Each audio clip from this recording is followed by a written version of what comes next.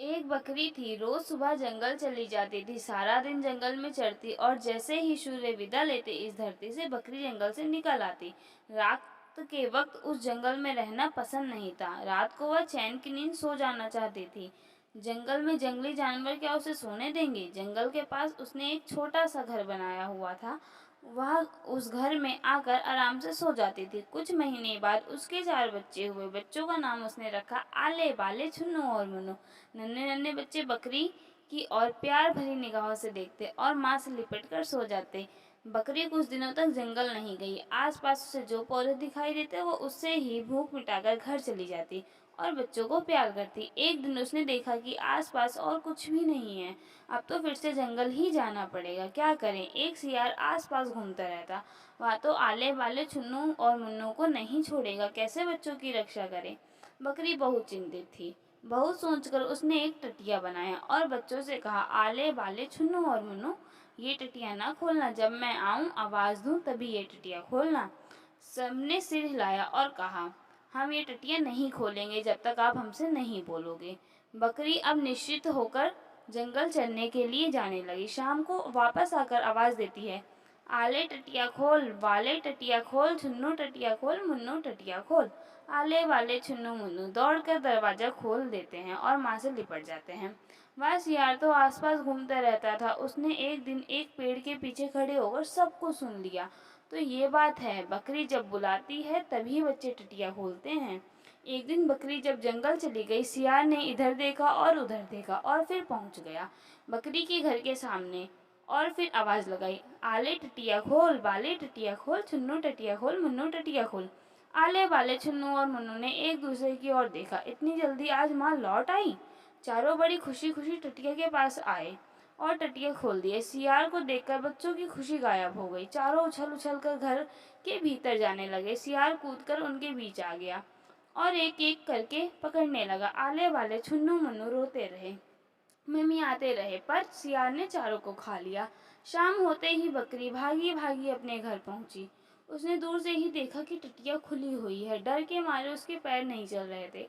वह बच्चों को बुलाती हुई आगे बढ़ी, आले बाले छुन्नू मुन्नू, पर न आले आया, न बाले आया, न छुन्नू न मुन्नू। बकरी घर के भीतर जाकर कुछ देर खूब रोई। उसके बाद वह उछलकर खड़ी हो गई। ध्यान से देखने लगी जमीन की ओर। ये तो सियार के पैर के निशान हैं। तो सियार आया था, उसके पेट में आले वाले छुन्नू मुन्नू हैं। बकरी उसी वक्त बढ़ई के पास गई और बढ़ई से कहा, मेरे सींग को पैना कर दो। क्या बात है, किसको मारने के लिए सींग को पैन कर रही हो। बकरी ने जब पूरी बात बताई, बढ़ई ने कहा, तुम सियार से कैसे लड़ाई करोगी। सियार तुम्हें मार डालेगा, वह बहुत बलवान है। बकरी ने कहा, तुम मेरे सींग को अच्छी तरह अगर पेन कर दोगे तो मैं सियार को हरा दूंगी। बढ़ई ने बहुत अच्छे से बकरी के सींग पैन किए। बकरी अब एक तेली के पास पहुंची। तेली बकरी ने कहा, मेरे सींगों पर तेल लगा दो और उसे चिकना कर दो। तेली ने बकरी के सींगों पर चिकना करते करते पूछा, अपने सींगों को आज इतना चिकना क्यों कर रही हो। बकरी ने जब पूरी कहानी सुनाई, तेली ने और तेल लगाकर उसके सींगों को भी अच्छे से चिकना कर दिया। अब बकरी तैयार थी। वह उसी वक्त चल पड़ी जंगल की ओर। जंगल में जाकर सियार को ढूंढने लगी। कहाँ गया है सियार, उसने जल्दी से ढूंढ निकाला। आले वाले छुन्नू मुन्नू उसके पेट में बंद है। अंधेरे में न जाने नन्हे बच्चों को कितनी तकलीफ हो रही होगी। बकरी दौड़ने लगी, पूरे जंगल में छानबीन करने लगी। बहुत ढूंढने के बाद बकरी पहुंच गई सियार के पास। सियार का पेट इतना मोटा हो गया था, आले वाले छुन्नू मुन्नू जो उसके भीतर थे। बकरी ने कहा, मेरे बच्चों को लौटा दो। सियार ने कहा, तेरे बच्चों को मैंने खा लिया है, अब मैं तुझे खाऊंगा। बकरी ने कहा, मेरे सींगों को देखो कितना चिकना, तुम्हारा पेट फट जाएगा, जल्दी से बच्चे वापस करो। सियार ने कहा, तू यहाँ मरने के लिए आई है।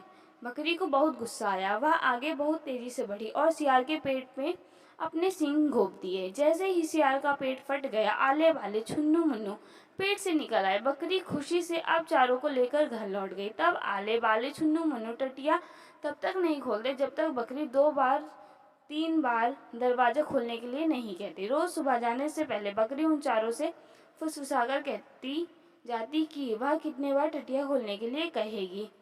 धन्यवाद। अगर आपको हमारी कहानी पसंद आई हो तो लाइक, सब्सक्राइब एंड कमेंट ज़रूर करें।